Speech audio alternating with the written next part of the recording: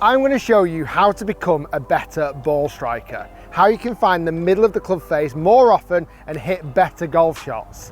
The first thing you've got to do is establish where you hit on the club face already.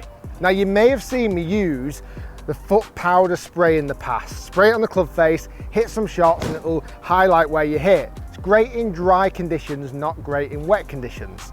I've got another one to show you. In a ball marker, obviously a ball, ideally practice balls of your own.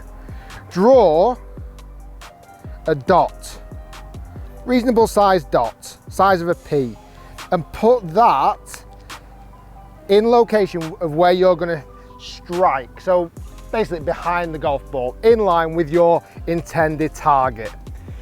And then hit a golf shot.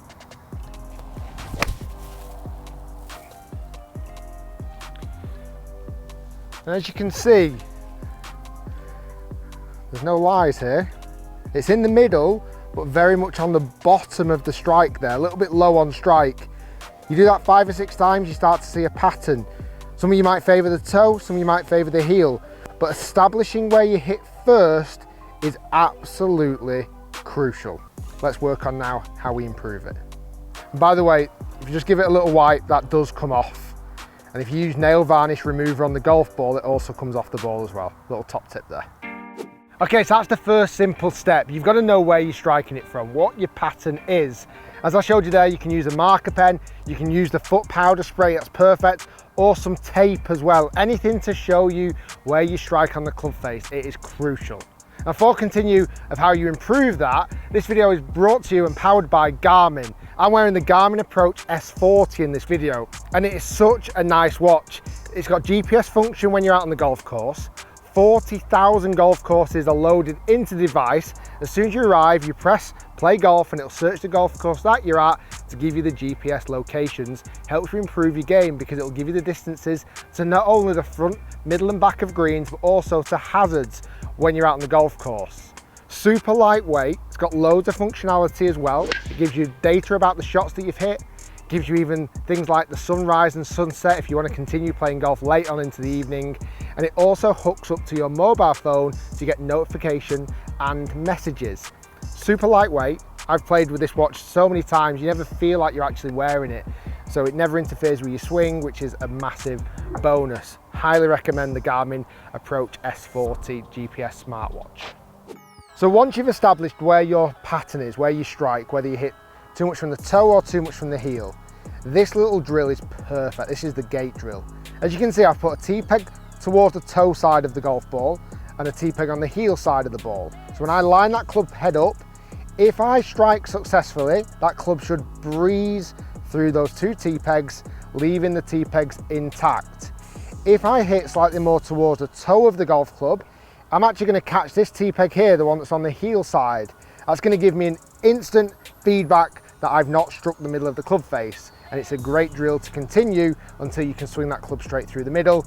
And likewise, if I hit the heel too much, I'm going to catch that T-peg that's on the toe side of the golf ball. So ideally, we want to be able to hit a shot without those 2 T-pegs moving at all. That's showing us that we're finding the middle of the club face and becoming better ball strikers.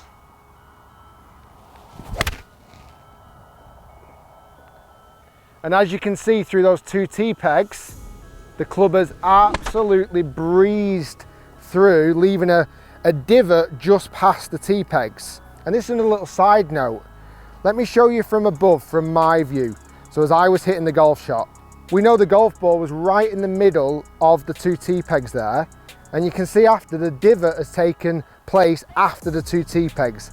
That is absolutely crucial to become a better ball striker. So this drill gives you feedback of whether you hit the toe or the heel and where your divot is taking place in relation to the golf ball. The next step in becoming a better ball striker is practice on sloping lies. Don't just practice on flat, perfect conditions. A lot of golfers fall into that trap of going to the driving range and they'll get into a groove and start finding the middle. Well, golf's not like that, it's full of slopes. So I've come out on the golf course and found 2 very severe slopes. One where the ball was below my feet and one where the ball was above my feet. Practicing on shots in that way gives you the ability to know where the middle of the club face is a bit more, starting to educate your swing so that under any circumstance you're going to find the middle of the club face much more often, because you've got to adjust, you've got to change your body shape, you've got to hold higher and lower on the handle depending on the slope. Now if you're at the driving range, to simulate this as best as you can, practice shots where you go up and down the grip to try and simulate those differences in ball above the feet or below your feet. Another top tip as well, and this might feel a bit odd at first, practice with the ball on a big tee peg. With the ball being on the big tee peg, you've got to be able to find the middle of the club face. Any missed strikes, you will get punished. These are great drills to help you become a better ball striker and to find the middle of the club face much more often. So here's some tips if you've established that your pattern favours one location and you're struggling to fix it. Let's say you hit too much from the toe or too much from the heel, or just not quite striking it as pure as you can. So the first one is if you're striking it too much from the heel. So if you're catching it in this part of the golf club, and even worse still if you're catching it in the neck there and hitting the shank. It's a great tip. Put a golf ball down and use a tee peg just on the outside of the golf ball. If you were to make contact with that tee peg, the ball is more likely to strike the heel of the club. Your mission as a golfer who hits the heel is to not hit that tee peg. Avoid that tee peg. A couple of little top tips. Make sure that when you address the golf ball, you don't get too close to the ball. Give yourself some nice distance so your arms hang naturally from your shoulders. They're not pulled into you too much, they're dropped straight down naturally.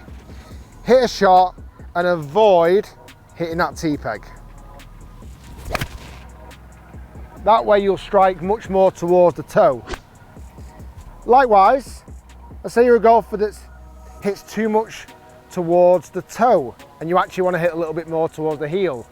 Well, put the tee in the same location, but this time you're actually trying to hit part of that tee peg. Likewise, if you hit too much from the toe, you might be stood too far away from the golf ball. Come in a little bit closer and aim to get your arm to drop naturally from your shoulder socket. And your mission this time is to try and hit slightly closer to the tee peg that's on the outside of the ball. That way you hit more towards the heel. Last one. And you can use a tee peg for all of this. If you're at a driving range, which doesn't allow you to put the tee peg in the mat, often they don't, just put the tee peg the other way around and lie it on the mat using the base of the tee peg. Little top tip for you there. So the last one is this, the tee peg in front of the golf ball. About 2 inches in front of the golf ball, because ideally when hitting an iron we want to hit the ball first and then the ground just after. Use this as a little top tip. As you're hitting your golf shot, aim to get your sternum, the middle of your chest, to move over the white tee peg that's a couple of inches forward and then rotate the body. That way you're going to bottom out after the ball and get a much crisper strike. You're aiming to clip that tee peg out of the ground by moving your sternum slightly to the left and then rotating. And that way you hit ball and then turf after. Oh, that was pure.